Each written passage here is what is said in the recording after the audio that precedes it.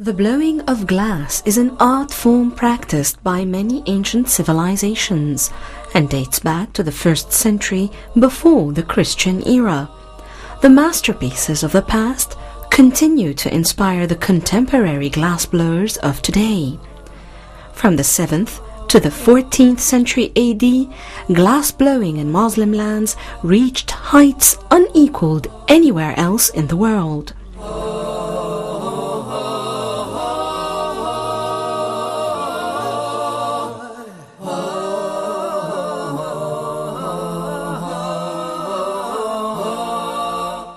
The masterpieces of this era remain one of the most accomplished examples of this art form.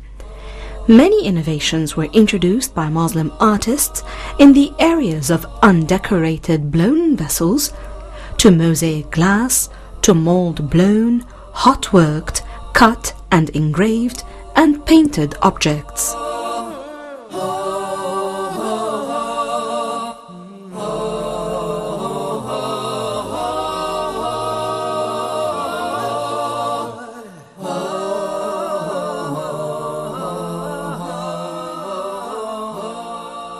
Muslim artists in the era immediately following the death of the Prophet Muhammad, peace be upon him, in 632 AD, learned their glass-blowing techniques from their forebearers in the Byzantine and Sasanian empires.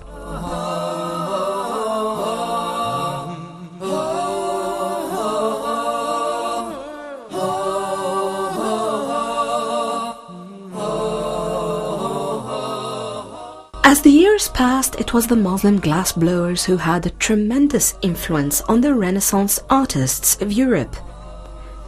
Their many innovative techniques were introduced and popularized in Europe, and in particular in Renaissance Italy, known for its luscious and luxury glass. Glassblowing today is a rare art form in many Muslim countries. The glassblowers of North Africa, the Middle East and Persia share a common history that has resulted in a repetition of forms and similarity of style. The most popular works created by these artists are vases, mask lamps, long-necked bottles, goblets and perfume jars. One notices a great similarity in style and consistency in the work of these craftsmen. The Ottoman era witnessed the demise of glassblowing as a high art form in Muslim lands. The magnificent treasures of the past and the skills of these craftsmen are rarely met today.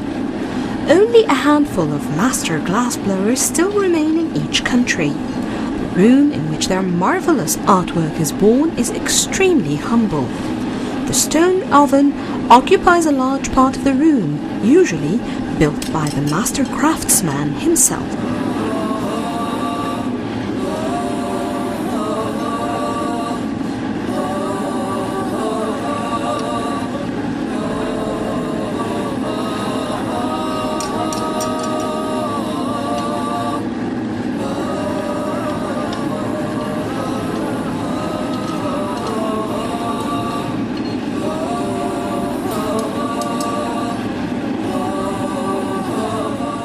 In one corner of the room are piles of broken wood used to light the stove.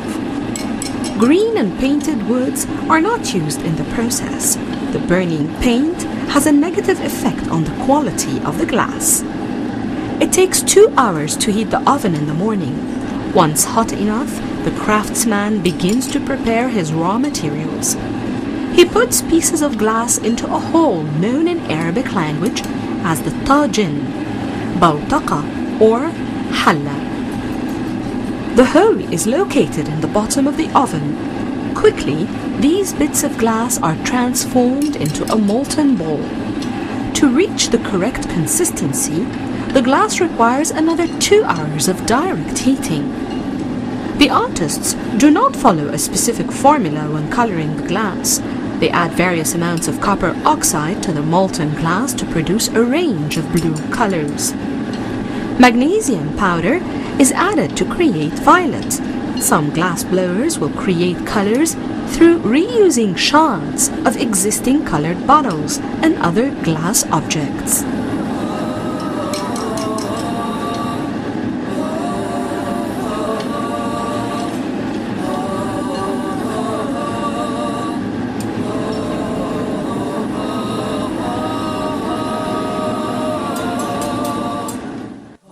The art of tinting glass is a highly refined skill, some of whose technique has been lost through the ages. Even if the secrets of glass tinting from past eras has been lost, the master glassblower's talent at creating beautiful forms remains vibrantly playful. Manipulating the molten glass is a highly developed skill demanding years of experience and dedication. The first tool used in the process is known in Arabic as the kajak. It is an iron bar with one of the ends turned back. The molten glass is held using the kajak in the oven to let the air in. This produces bubbles which give a unique character to the objects of blown glass.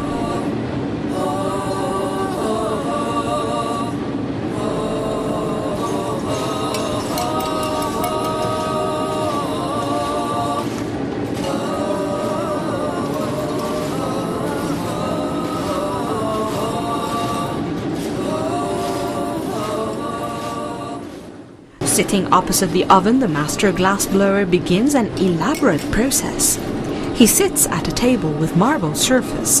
It is on this table that the molten glass is cooled. The craftsman's tools have not changed significantly from the earliest era. There is the hemispheric support, the tongs, the kajak, the tweezers, the blowing tube, scissors, and other tools. Onlookers throughout the ages have always been held in awe at the speed and dexterity required by the glassblower in the molding stage. The master glassblower puts his blowing tube into the molten glass dough and twists it.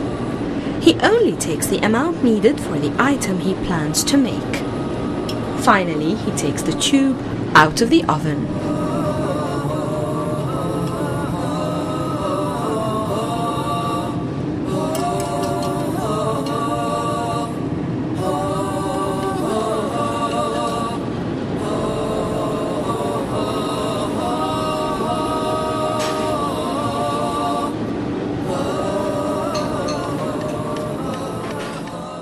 The master glassblower then goes on to the second operation.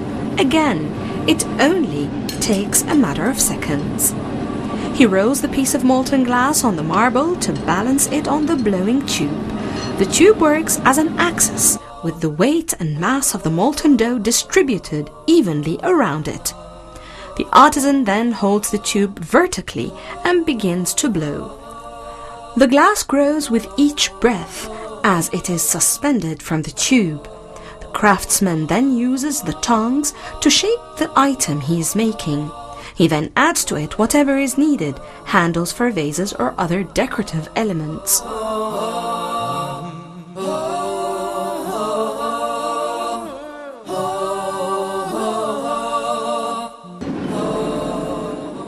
The output of each master glassblower is about 60 forms a day. These items include open and covered vases of many different sizes, shapes and styles, chandeliers, delicate pitchers with lids, various candlesticks and other decorative objects. The era of courtly patronage to the glassblower is gone. Today, their craft has taken on a more utilitarian function. The contemporary glassblowers of North Africa and surrounding Muslim lands produce a wide variety of carafes, sugar bowls, teapots, coffee pots, finger bowls, oil bottles, tea and chocolate cups, glasses of different sizes and usages.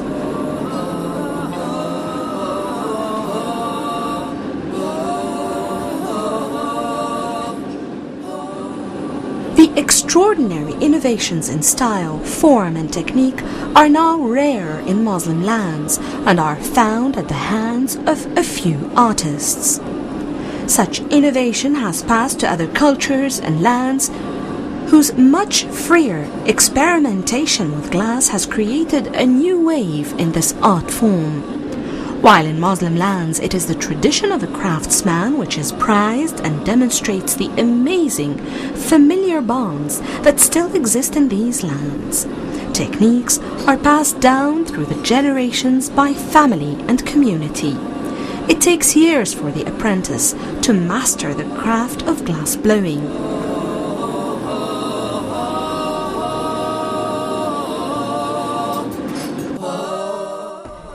With uncanny obedience and discipline, the young apprentices usually perform secondary tasks, lighting and stocking the oven and chopping wood. Their main job is to sit and watch the master glass blower. All these craftsmen can work with or without models. They use the skills taught to them by their fathers. They use an accumulation of experiences taught to them through the years. The master craftsman is willing to give up the secrets of his trade only to his children, who will follow in his footsteps.